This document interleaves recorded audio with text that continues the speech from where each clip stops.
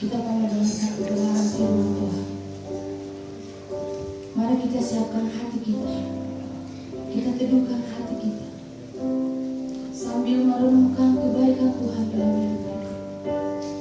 Saya minta Ibu Luli menaikkan pujian kita.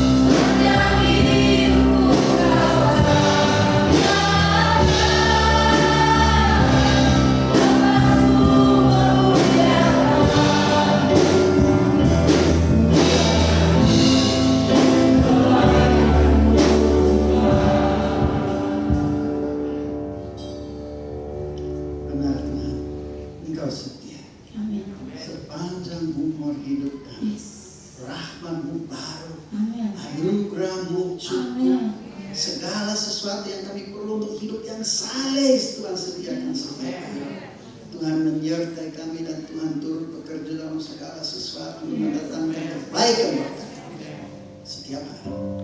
The goodness of God. Terima kasih Tuhan. Kami mau duduk di kakimu seperti Maria. Kami minta Tuhan membuka hati kami untuk mendengar sabda-Mu sekarang. Terima kasih Tuhan. Inilah doa kami. Dalam nama Yesus kami berdoa. Amin. Terima kasih tim. Saya rasa seperti anak yang hilang yang kembali ke rumah ini ya. Tadi kami bicara kapan terakhir Bapak di sini ya. 10 kah, 12 tahun yang lalu lah. Tapi masih ada yang ingat kan? Karena mungkin tidak terlalu banyak orang barat yang melayani di sini toh. Terima kasih masih ada sahabat. Mungkin sebelum saya balik itu, saya tahun lalu sahabat Yosua Abi merayakan 30 tahun pelayanan. Jadi saya bawa seperti biasa, saya bawa tim. Dan tidak tahu kebetulan apa, tapi lagu yang mereka pilih The Goodness of God. Tapi itu baru dinyanyikan. Jadi kami buat rencana B langsung. Kalian mau nyanyi apa? Jadi kita lihat apa yang mereka mau persembahkan. Ini anak-anak dari sahabat Yosua Abi. Mari kalian malam ini.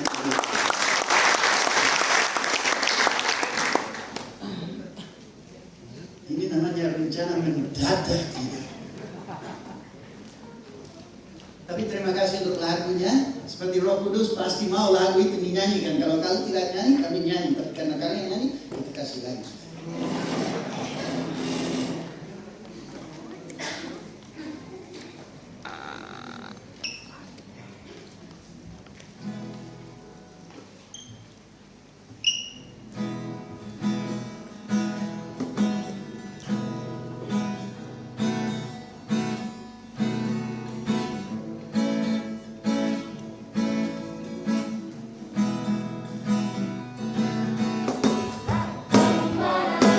Para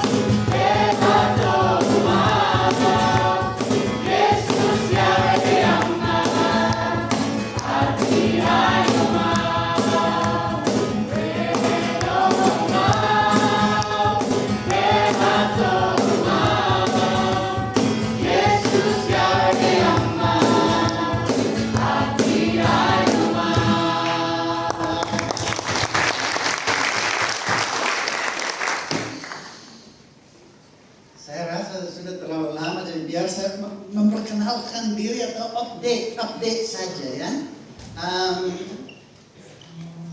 Saya minggu depan ini genap 63 tahun. Dan 33 dari itu melayani di Papua di sini. Yang merubah sedikit, anak yang dulu seperti tadi, Stefan dia datang. Bapak ingat saya, Stefan. Oh, Stefan yang gini. Oh, sekarang begitu. Saya juga punya anak begitu. Sekarang bisa panggil saya Opa. Anak pertama Jennifer sudah punya 2 anak. Jadi saya suruh. Kita bilang, selamat Opa kak. Tidak ada yang bilang begitu kan. Sudah terserah. Jadi ada Jennifer punya 2 anak. Melayani Tuhan di Amerika, tapi bukan di belakang mimbar, tapi di lapangan bola. Jadi full time pelayanan, tetapi rangkul anak lewat bola, menginjili, mendidik mereka di situ atau mempermuliakan mereka di situ. Anak kedua juga di organisasi yang sama, dia juga menikah, istri baru selesai kedokteran, dan tidak ada amin. Jadi mereka dua melayani, baru anak ketiga bungsu ada di kuliah di Amerika. Jadi ibu dan saya kami bilang empty nest, tidak ada anak di rumah. Kami masih tinggal di Sentani. Pelayanan juga sudah berubah sedikit. Kalau dulu memang saya misionaris dengan gereja Kemah Injil di sini. Tetapi dalam beberapa tahun terakhir susah dapat visa rohaniawan di bawah Departemen Agama. Jadi saya pindah di salah satu sekolah namanya Papua Hope Language Institute, dan itu di bawah Departemen Pendidikan. Jadi saya dosen. Jadi awalnya dosen kembali ke dosen. Ada yang pernah dengar Papua Hope Language Institute kan? Baru dibuka 3 tahun. Pokoknya begini, kalau 30 tahun yang lalu saya punya orang bilang, Bapak, bagaimana saya bisa kuliah di Amerika? Tidak ada, itu jalurnya waktu itu tidak ada. Sekarang cukup gampang. Pemerintah betul perhatikan anak asli Papua yang mau kuliah di luar, tetapi harus ada persiapan. Tahu bahasa Inggrisnya belum sampai, apalagi pembentukannya. Jadi mereka buka sekolah supaya anak yang dapat beasiswa dari kabupaten atau dari provinsi, kami tampung di Sentani asrama. 1 tahun kami ajari mereka di situ. Tahun kedua mereka tinggal di situ, tetapi ikut kuliah online dari Amerika. Baru habis 2 tahun mereka pergi ke Amerika. Jadi kalau kalian di sini tanya, bagaimana anak saya bisa kuliah luar negeri? Ada sekarang, peluangnya cukup banyak. Jadi ada sebenarnya 2 sekolah di Sentani saya mengajar, satu namanya Titik. Titik sudah 20 tahun lebih. Prinsip yang sama, didik anak supaya mereka bisa memenuhi syaratnya untuk ke luar negeri. Tapi di situ itu bayar sendiri. Kalau Papua Hope Language Institute semua sudah dikirim dari kabupaten atau provinsi. Di situ kami didik mereka. Jadi 33 tahun pelayanan masih hampir yang sama, tetapi beda payungnya sekarang. Tapi masih Bapak untuk namanya anak sahabat Yosua. Istri saya kebetulan ada di Jakarta. Untuk rapat, memang dia orang besar, saya orang kecil, tapi tidak apa-apa, juga bisa begitu loh. Jadi mungkin itu sudah kan? Saya coba ingat kapankah terakhir saya di sini. Saya senang sekali. Memang hubungan saya dengan ibu, dengan anak-anak di sini memang cukup lama. Kami berjuang bersama untuk melayani Tuhan di Papua. Apa yang saya mau sharing hari ini merupakan bisa dikatakan bukan khotbah secara teori, tapi menjadi mungkin pelayanan utama kami. Saya memang saya mengajar di sekolah, tetapi saya melihat sesuatu yang sangat butuhkan pelayanan, dan hari ini saya mau sharing itu. Tapi saya mulai dengan ilustrasi sedikit, boleh ya?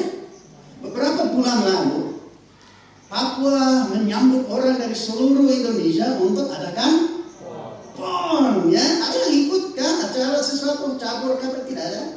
Tidak apa-apa, kalian tidak suka olahraga, tidak apa-apa. Saya jurusan bola dulu, jadi tidak apa-apa. Nah, coba bayangkan, oke? Kalian semua ini stadion. Ini stadion besar, stadion Lukas NMB. Yang dulu stadion untuk lari, sekarang stadion untuk berenang karena sudah tenggelam air di situ, tapi tidak apa-apa. Bayangkan kita ada dan ada lomba lari, oke? Nah, mungkin untuk saya lihat ini ada dari berbagai-bagai provinsi di sini, tapi bayangkan kita semua di sini adalah supporter untuk Papua, ya. Jadi ada dipanggil dari Jawa kah, dari Medan kah, mana mereka semua maju ke garis startnya di sini, baru dipanggil. Sekarang ada perwakilan dari Papua. Nah, sini saya perlu pemuda. Ada pemuda Papua di sini kan? Papua satu kah ini? Lalu tidak ada pemuda Papua. Oke, ada. Satu datang. Matias. Bantu ngomong ya. Mana. Aduh, ada Kristen. Ada nama siapa? Matias. Oke, Matias adalah perwakilan dari Bapak, tepuk tangan Matias. Nah, dia siap lomba, jadi dia pemanasan. Baru pemanasan sedikit. Baru aku pikul ini sudah. Ayo main tas langkah. Aku pakai ini sudah. Pikul ini juga. Nah, semua dari perwakilan lain siap-siap di garisnya. Baru kita dari Papua melihat perwakilan dari Papua pikul yang begini-begini. Bagaimana kalian akan bilang apa sebagai supporter? Bodoh kan? Kenapa aku pikul-pikul yang berat? Kasih turun yang berat kalau aku mau lari baik. Betul kan tidak? Ayo sudah kasih turun itu. Lari sebentar. Yo. Nah, dengan demikian, coba buka Ibrani pasal 12 ayat 1. Mengerti ilustrasi toh? Ini orang yang ada di dalam lomba, tetapi dia pikul yang berat-berat.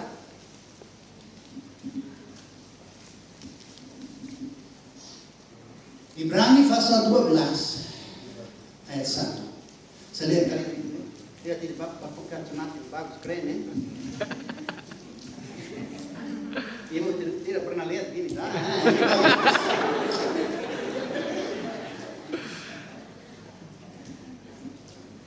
satu orang yang dapat baca. Kita baca bersama. 1, 2, 3. Karena kita mempunyai banyak saksi bagaikan awan yang mengelilingi kita, marilah kita menanggalkan semua beban dan dosa yang begitu merintangi kita, dan berlomba dengan tekun dalam perlombaan yang diwajibkan bagi kita. Oh saudara, ayat ini katakan begini, kita semua ada di dalam apa? Perlombaan yang diwajibkan. Berarti tidak ada yang lolos tadi. Semua kita ada di dalam lomba. Kita dikelilingi banyak saksi. Jadi nasihat firman Tuhan adalah ini. Tanggalkan semua apa? 2 hal. Beban dan dosa. Jadi ini lihat. Kita semua ada di dalam lomba. Kita semua pikul hal-hal yang membuat kita berat. Capek. Ya? Nah, 2 hal ini, kalau bicara dosa, gereja cukup jelas. Artinya, apa itu dosa, bagaimana cara menanggalkan dosa, firman Tuhan cukup jelas. Jika kita mengaku dosa, Tuhan setia untuk mengampuni dan menyucikan kita dari segala kesalahan. Itu dari mana? Ada yang tahu? Pertama Yohanes pasal 1 ayat 9. Jadi masalah dosa cukup banyak sering dibicarakan. Dan jalan untuk menanggalkan cukup jelas. Tapi coba tanya, apakah di dalam gereja kita bicara masalah beban, sakit hati, luka batin? Jarang. Tetapi justrunya di situ saya ketemu terlalu banyak pemuda yang capek jalan. Mereka pikul beban yang terlalu berat dan tidak tahu jalan untuk tanggalkannya. Jadi apa yang kita biasa buat? Sebelum kita lihat, apa yang kita bisa buat kalau kita disakiti? Tahan saja, pres, pendam. Baru kita belajar untuk pakai topeng. Mama tanya, bagaimana semua baik? Baik, semua baik, tidak ada masalah. Baru pergi ke kamar. Betul. Kan kita sudah belajar bersandiwara, kita sudah belajar bertopeng di hadapan orang. Pakaian rapi, bagus, muka senyum, pulang ke kamar tutup pintu. Ada ember penuh dengan tetes mata di sini. Kenapa? Karena terus terang kita tidak bicara bagaimana menanggalkan beban. Firman Tuhan cukup jelas.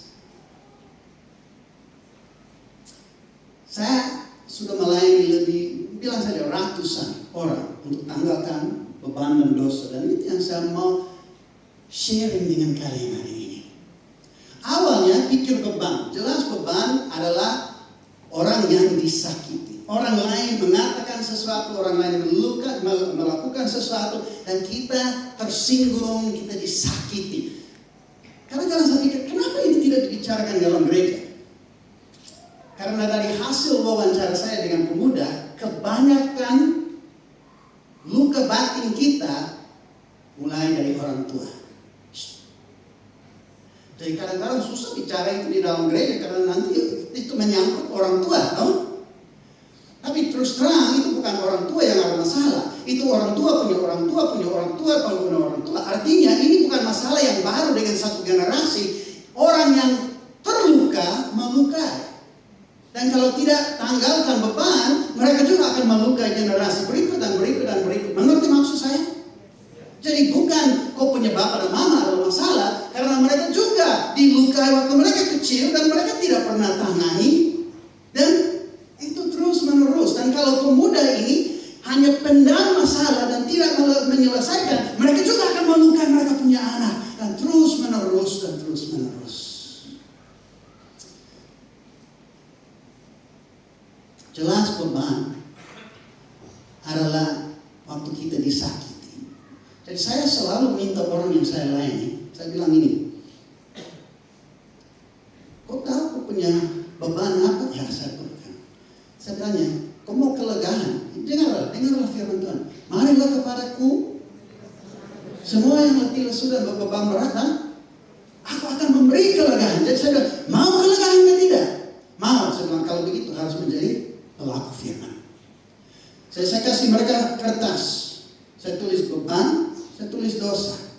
Saya bilang di beban tulis semua nama orang. Nah dengar ini, yang iblis pernah pakai untuk melukaimu. Harus jelas itu iblis. Iblis pakai orang. Saya katakan ini, kalau saya pukul kamu dengan skop, dia akan marah dengan skop kan?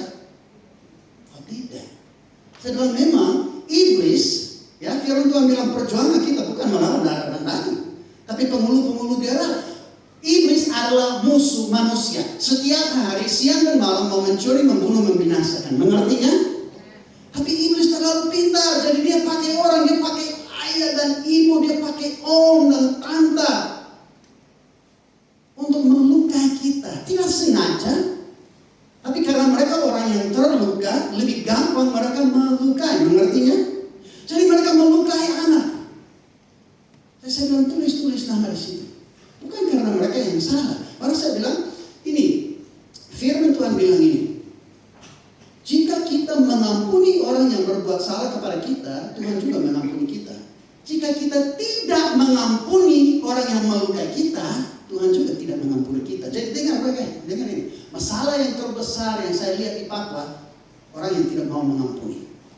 Kalau kita tidak mengampuni, berarti dosa kita juga tidak diampuni. Itu dari firman Tuhan. Kalau you tidak mengampuni, you tidak diampuni. Jadi, you lari, pikul apa? Beban dan dosa. Kita harus rela mengampuni orang, karena mereka hanya alat di tangan iblis. Mereka sendiri bukan musuh sih. Saat kita dilukai, kita langsung anggap orang itu seperti musuh. Kita taruh mereka dalam kategori orang itu tidak baik. Berarti kalau kita kategori mereka musuh, berarti kita kategori sendiri sebagai hakim. Dua-dua posisi yang salah. Iblis saja adalah musuh. Siapa yang satu-satunya hakim? Tuhan. Jadi orang bisa bertahun-tahun, 10 tahun lebih, saya tidak akan ampuni orang itu. Tuhan ampunilah saya, tapi saya tidak akan ampuni orang itu. Maaf, tidak ada. Dosamu tetap karena you tidak mau melepaskan pengampunan. Tetapi kita membenarkan itu karena kalau Bapak tahu apa yang dia buat saya, itu tidak baik itu. Saya bilang memang itu tidak baik, tapi dia bukan musuh. Dia skop saja. Dia alat di tangan iblis. Jadi coba lihat orang bukan sebagai musuh, tapi sebagai korban si musuh. Bukan dirimu sebagai hakim, tetapi orang yang harus kasihan orang lain. Kalau sudah melihat levelnya ini, baru saya bilang ini, apa yang Yesus katakan di atas kayu salib? Bapa, ampunilah mereka kenapa? Itulah. Karena saya pikir, kenapa ayat itu ada? Karena itu kunci untuk pengampunan. Susah kita mengampuni kalau orang kita itu betul sengaja buat sesuatu. Tapi firman Tuhan katakan orang itu hanya alat di tangan iblis. Iblis pakai untuk melukai kita, jadi kita ampuni. Saya minta mereka buat begini. Saya bilang, menirukan saya, Bapak, saya mengampuni ayah saya karena dia tidak tahu apa yang dia terbuat. Dia hanya alat di tangan iblis. Dengar baik. Ya, nah biasanya mulai dengan orang tua, om dan lain. Baru anak masuk sekolah toh, anak polos toh. Di situ mereka belajar rokok, minum, pornografi, maki. Mereka juga ada banyak teman yang harus ampuni karena iblis pakai mereka juga toh. Baru kita mulai umurnya sudah mulai pacaran dari tambah dengan seks bebas dan lain-lain. Jadi bilang saja beban adalah akar masalah.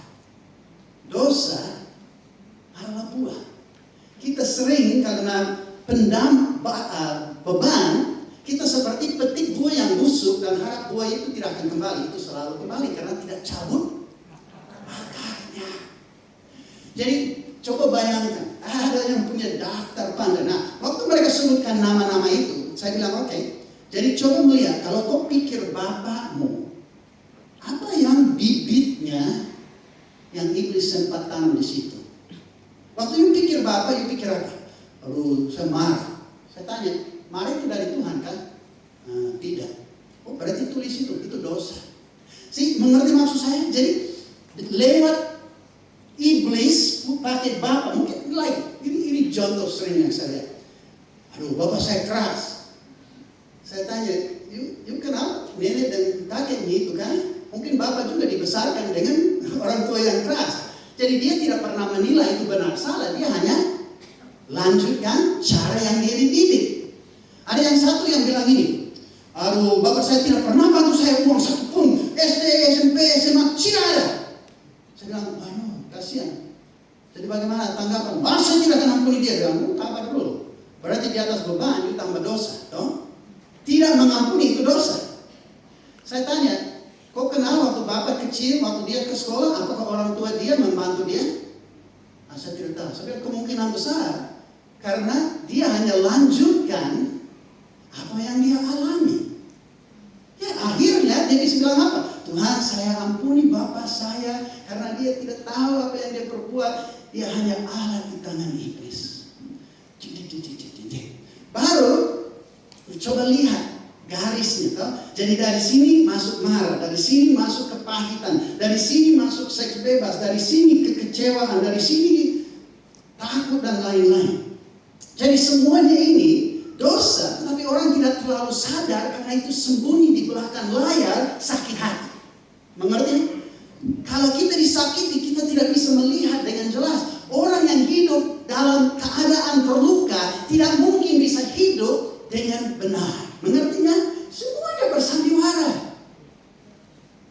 Jadi kita pikul beban ini tidak mengampuni. Kita sadar dosa karena setiap minggu kita gereja bilang, Tuhan ampuni saya, tapi tidak berubah. Kenapa? Karena tidak mengampuni.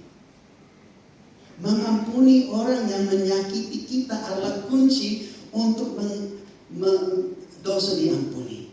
Jadi dari situ lihat garis. Jadi saya tanya, ini semua dari Tuhan? Tidak.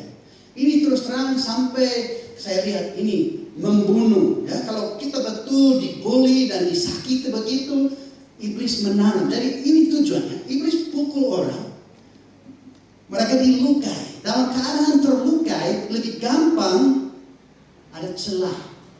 Dan firman Tuhan bilang, jangan beri kesempatan buat iblis. Tetapi kalau kita terluka dan tidak mengatasinya dengan mengampuni, lebih gampang iblis menanam bibit.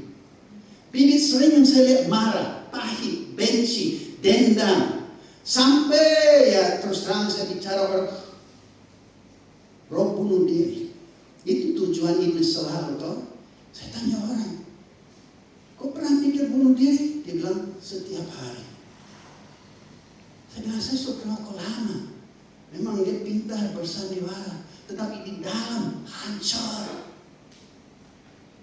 Jadi saya bilang ini, pertama saya bilang, saya bukan dukun, saya bukan orang pintar, ini bukan ilmu saya. Tapi kalau kau rela menjadi pelaku firman, saya janji hari ini kau bisa pulang dengan kelegaan. Jadi hal pertama sebenarnya firman Tuhan bilang, berbahagialah orang yang berduka karena dia akan dihiburkan. Artinya berduka, angkat keluar apa yang sudah pendam di dalam.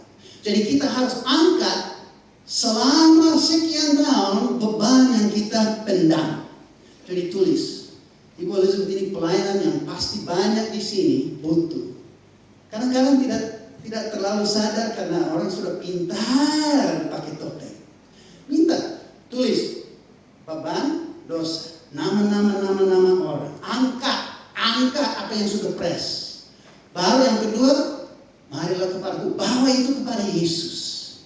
Supaya dengan pertolongan Yesus, katakan ini, dalam ayat bilang, Tuhan, saya mengampuni bapak saya mengampuni om, saya mengampuni mama tua, saya mengampuni teman satu ini, saya mengampuni mantan ini, saya sebut nama semua, mengampuni satu persatu. Aduh, saya lihat orang dapat kelegaan luar biasa kalau bisa mengampuni. Baru saya bilang, oke, sekarang kau siap tanggung jawab. Tapi firman Tuhan bilang, jika kita mengaku dosa. Jadi, Tuhan, saya mengaku, marah itu dosa saya, kepahitan itu dosa saya, ya, seks bebas itu dosa saya. Semuanya mengaku. Saya bilang, kalau kamu buat dua hal itu, mengampuni dan mengaku, you menjadi pelaku firman. Yakobus pasal 4 ayat 7 katakan ini, tunduklah kepada Allah. Tunduklah kepada Allah artinya menjadi pelaku firman, melakukan apa yang kita harus buat, atau mengampuni, mengaku. Baru habis itu bisa buat apa? Maka tunduklah kepada Allah dan anggaplah ini iblis seperti pemancing, bukan jahat tapi pemancing. Jadi dia masukkan mata kaya, bilang saja marah. Nah, kalau saya lupa bilang kita, karena saya tidak terlalu memancing, dulu bisa, tetapi kalau itu tangkap ikannya, itu tidak langsung tarik dia, tapi izinkan dia lari, saya capek, tarik dia lagi. Jadi itu iblis. Jadi kalau roh marah sudah ada di dalam, itu tidak setiap hari kau dikuasai marah. Tapi tunggu dulu ya, iblis ada saatnya dia akan tarik itu, dia kok kayak aduh, kenapa dia marah dari mana? Memang sudah lama ada di situ. Nah, kalau biarpun roh marah sudah ada dengan taringnya begini, mengampuni dan mengaku, putus tali. Iblis tidak ada hak. Jadi habis itu saya bilang nih, dalam nama Yesus, roh marah dicabut dan dibuang ke dalam lautan api. Karena lawan iblis apa? Ya kan lari. Iblis tidak punya hak bagi orang yang menjadi pelaku firman, yang berdiri di atas janji-janji Tuhan, dan inilah janjinya. Jadi saya bilang ini, jadi habis itu, tetes mata sudah mengalir, sukacita sudah kembali, damai sejahtera sudah kembali. Kami berdoa, Roh Kudus terima kasih. Roh Kudus sudah sapu habis rumah rohani nama Siandu itu, toh. Sekarang Roh Kudus sendiri sudah dicabut bibit marah dan lain. Sekarang Roh Kudus tanam bibit love, joy, kasih, sukacita, damai, sejahtera dan lain. Hanya Roh Kudus punya hak untuk mendiami rumah rohaninya ini.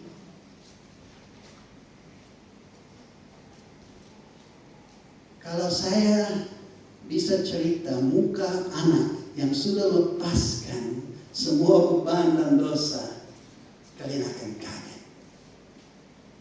Ada yang sudah puluhan tahun memikul beban karena tidak mau mengampuni, dan memikul dosa karena tidak mau mengampuni dan Tuhan tidak mengampuni.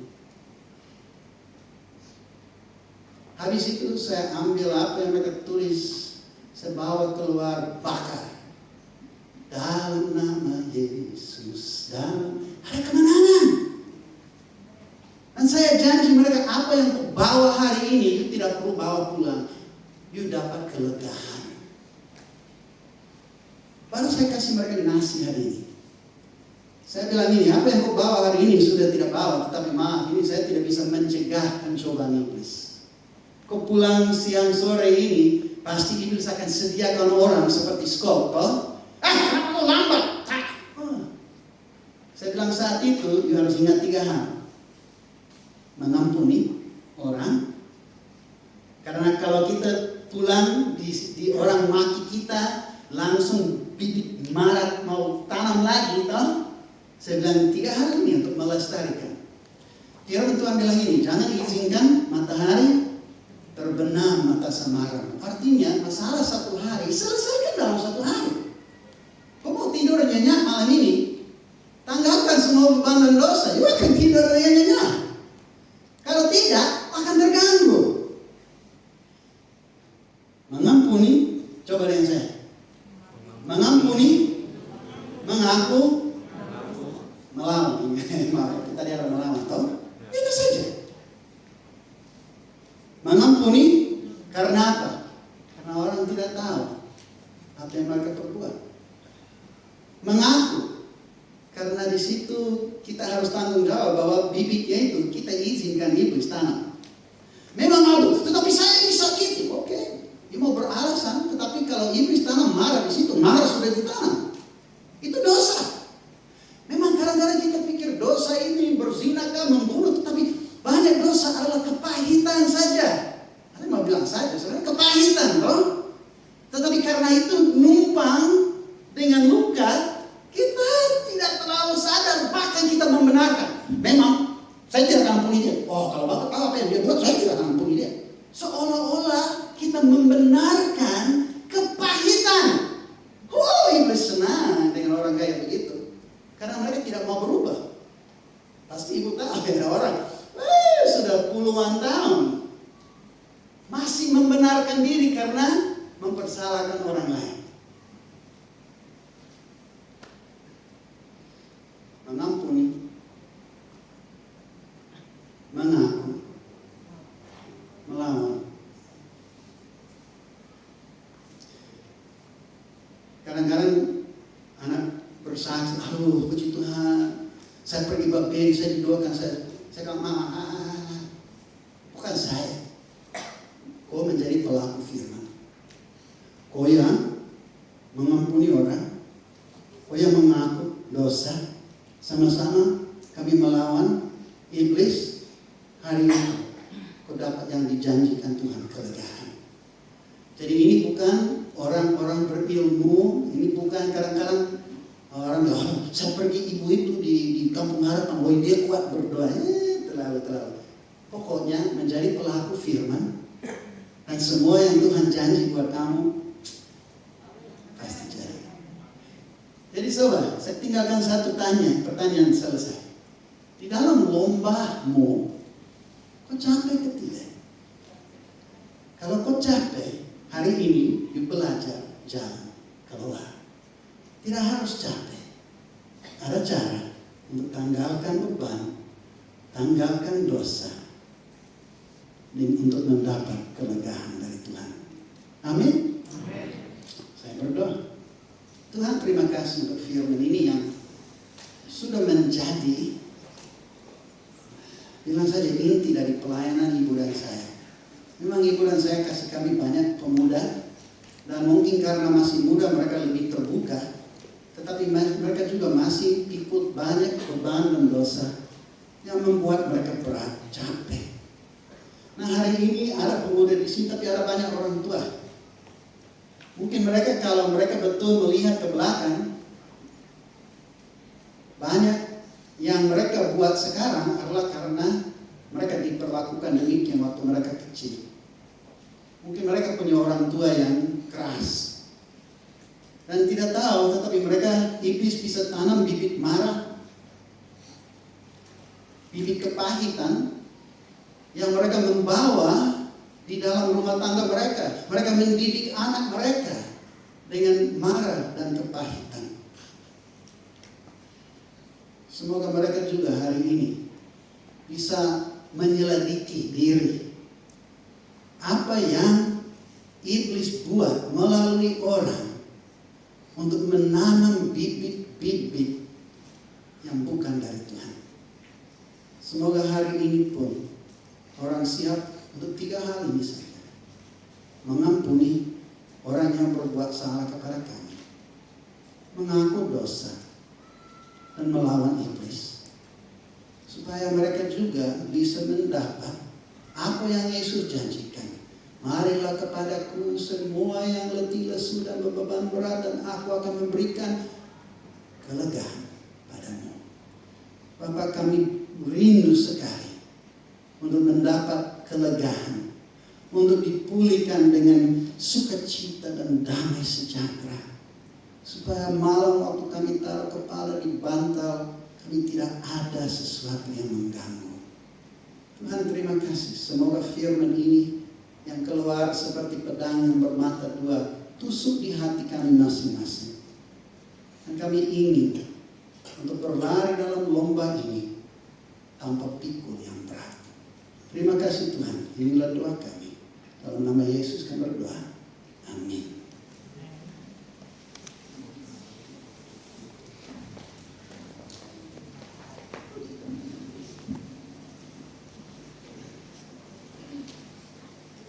Baik, puji Tuhan. Saya percaya kita semua diberkati. Amin.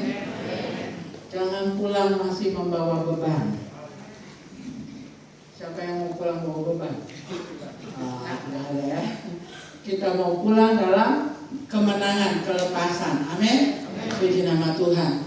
Jadi hari ini kita yang jadi orang tua, kalau melukai anak, kita juga minta ampun. Ya. Kalau anak saudara ada di sini, segera datang bilang, Mama minta maaf kalau melukai. Kalau ada anak-anak yang mama papanya juga ada di ibadah ini, anak juga jangan malu datang ke mama papa. Aduh, hari ini firman Tuhan pas kena di saya. Dan saya mau pulang dalam kelegaan. Amin. Saya percaya setiap keluarga yang mau terbuka, mau dipulihkan, berkat Tuhan akan dinyatakan di dalamnya. Puji nama Tuhan. Setelah yang kekasih, kita mau fokus di dalam penyelesaian bulan Januari ini untuk dana pengembangan gereja. Kita masih mau kerjakan pengerjaan talut ya di rumah doa di Dosai, sudah dalam pengerjaan bagian akhir. Dan kita berharap di bulan Februari fokus kita untuk merenovasi gedung gereja. Kita mau merubah bentuk ya. Kalau selama ini kita ibadah, saudara menghadap ke depan begini kan. Nah nantinya panggung kita nih, mimbar kita mau pindah ke sisi sebelah kiri. Jadi yang sekarang memanjang ini nanti kita pakai untuk duduk menghadap ya, jadi melebar begitu. Dengan harapan jangkauan ke kursi yang paling belakang tidak terlalu jauh. Kalau kita posisi duduknya menghadap ke arah depan begini ya. Tapi kita masih harus selesaikan pekerjaan di Dosai. Ada talut bagian terakhir, kita berdoa supaya itu dapat terselesaikan. Dan kita juga mau berdoa cuaca baik ya, karena besok hari Senin tukang yang akan dikirim untuk mengerjakan pemasangan keramik di Putali ya, mereka akan datang ke Putali, menyeberang, dan mereka akan mengerjakan pemasangan keramik. Lalu yang berikut kita juga berdoa untuk bulan Februari. Kita sudah mulai lagi ibadah 2 kali. Ibadah jam 8 untuk yang jam pertama, dan yang kedua jam 10 ya. Semua program ibadah-ibadah di tengah minggu juga akan dimulai di bulan Februari ya. Ibadah pemuda, ibadah WBI, ibadah kaum pria, bulan Februari sudah dapat dilaksanakan kembali. Nah itu yang menjadi pokok-pokok doa saudara, dan persembahan. Mari siapkan persembahan saudara, berikan yang terbaik. Untuk pengembangan gereja kita fokuskan pada penyelesaian talut di dosa ya. Kita mau angkat pujian untuk persembahan apa? Tuhan benar.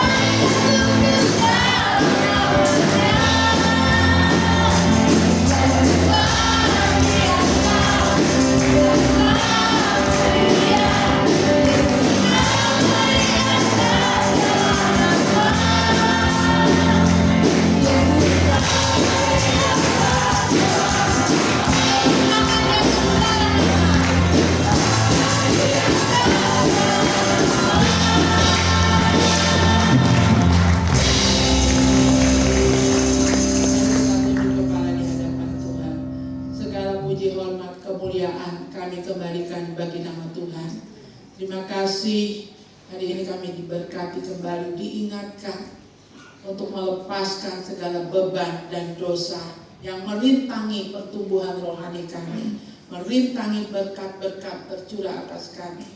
Bapa di dalam surga, biarlah kami menjadi orang-orang yang menerima pemulihan dari Tuhan, orang-orang yang benar-benar menerima berkat-berkat dari ketaatan sebagai pelaku-pelaku firman Tuhan. Terima kasih Bapa di dalam surga. Saudara, saya beri kesempatan kita tunduk, renungkan kembali firman yang kita terima. Adakah beban yang saudara bawa pada saat masuk di rumah Tuhan, sebagaimana firman yang telah disampaikan? Adakah kebencian, dendam, sakit hati yang sudah sekian lama menguasai kehidupan saudara? Hari ini jangan tinggalkan rumah Tuhan dengan beban yang saudara bawa pulang kembali. Kalau ada orang-orang yang telah menyakiti saudara, dalam tunduk kepala di hadapan Tuhan, saudara panggil namanya, lepaskan pengampunan atasnya. Ya masih katakan nama Yesus. Bapa di dalam surga, terima kasih buat kebenaran firman-Mu. Terima kasih untuk waktu yang tepat Engkau mengingatkan kami, membongkar segala akar penyebab dari kemarahan kami, dendam kami, sakit hati kami Tuhan. Cabut sampai ke akar-akarnya Tuhan. Dalam nama Tuhan Yesus Kristus, kami pulang dalam kelepasan yang daripada-Mu.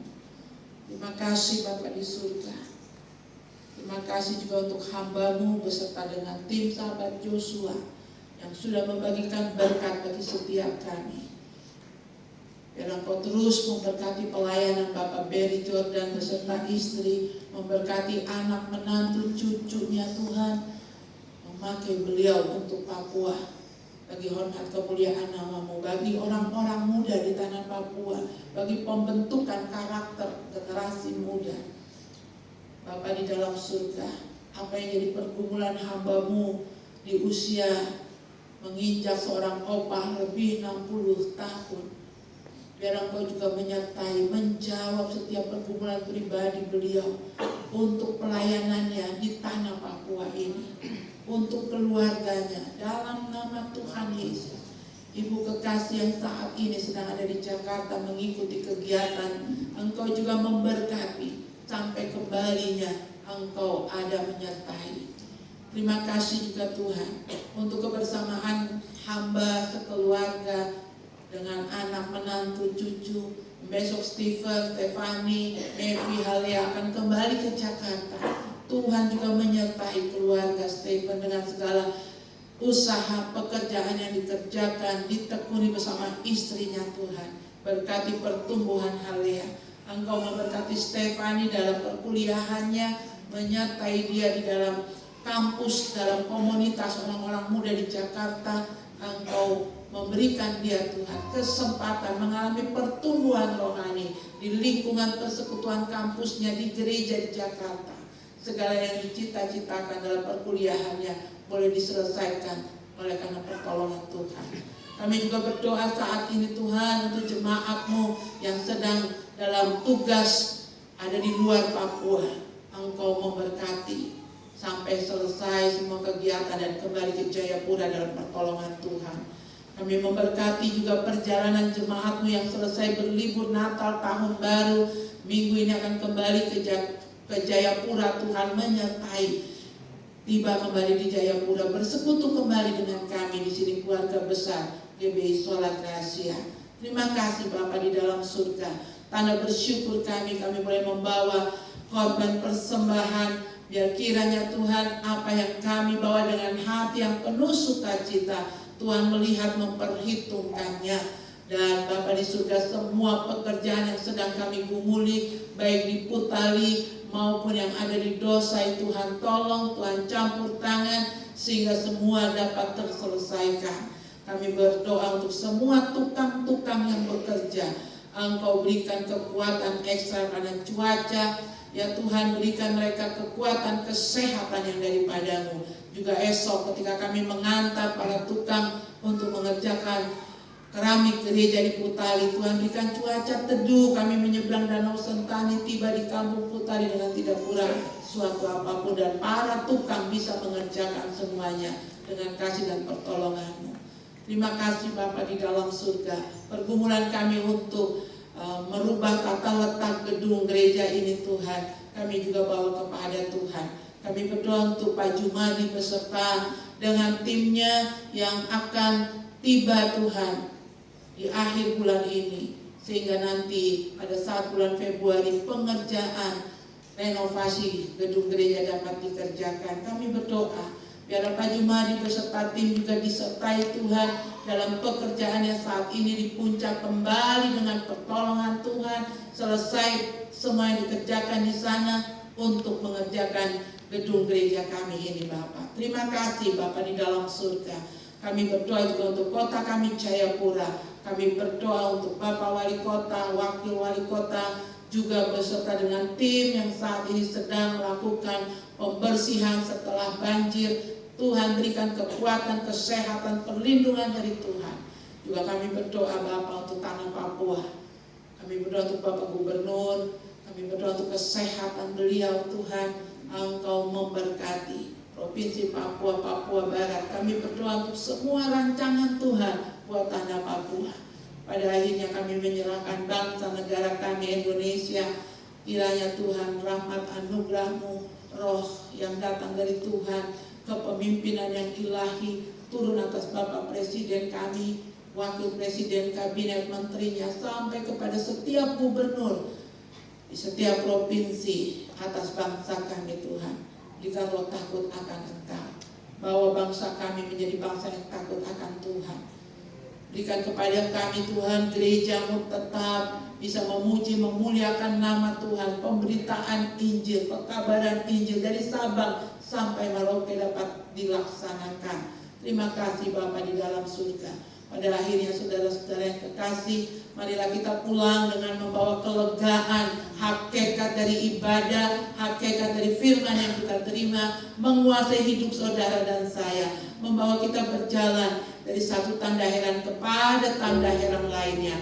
Kasih Allah Bapa turun atas saudara, kasih Tuhan Yesus Kristus dalam persekutuan Roh Kudusnya menyertai kita sekalian. Kita mau angkat pujian, Kau Allah yang besar.